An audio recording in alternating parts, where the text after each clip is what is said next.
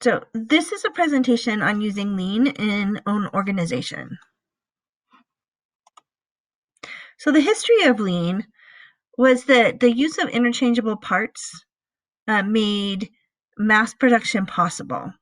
And there was a reliance on generating power, and then that power came from natural sources at the beginning. But once we started with the invention of steam engines, and power, to be able to generate power, not naturally, but being able to independently generate it when we wanted, that allowed for efficiency and for talk about efficiency.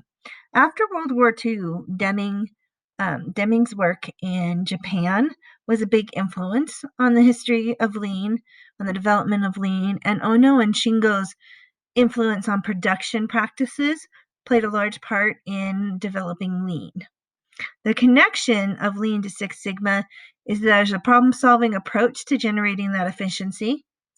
Lean focuses on eliminating the waste, and Lean Six Sigma, which is the blend of Lean and Six Sigma together, blends both approaches.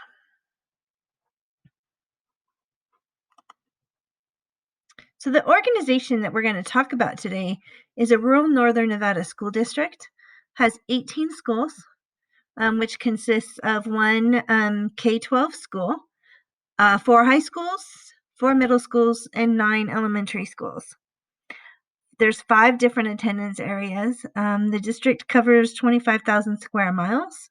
So to drive from one end of the district to the other is an hour and a half. And there's about 9,000 students and about 1,500 staff members.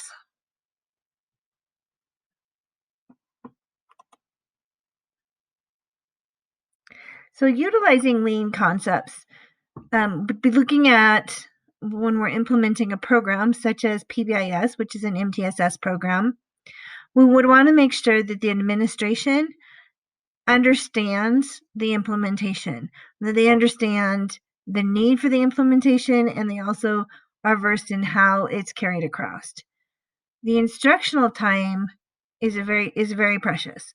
So we lose a lot of instructional time to waste, right? So if we have a transition, and the transition period takes longer than 15 seconds to move students from one area to another area or to get them started on something, then we're losing our instructional time. So we want to make sure we maximize that instructional time by creating a positive environment, and we want to cut that waste, and then by cutting the waste and removing that waste and maximizing our instructional time, we will improve learning. We need to involve all the staff, and this needs to establish a creative and collaborative culture.